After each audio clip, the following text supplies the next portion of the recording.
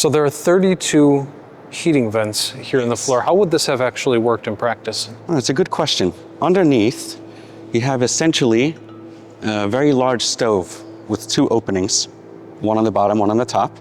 The bottom stove would have wood inside, which would be lit on fire, of course.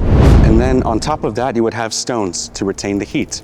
So the heat would go up from the wood fire to the stones and be distributed through a channel of tunnels that would rise up to the room. Would these be open permanently or? No, they could be open and closed. When you are at the desired temperature, you close them.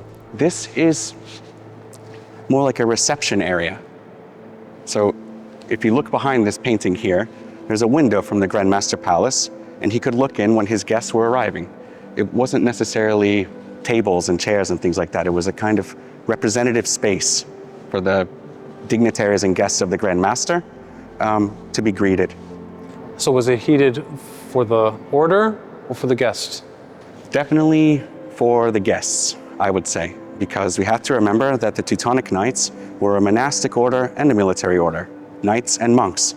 According to the monastic rule, they would not be permitted to have something as comfortable as heat in their bedrooms, which explains why in the upper castle, where the monastery is, and the dormitories, those rooms aren't heated.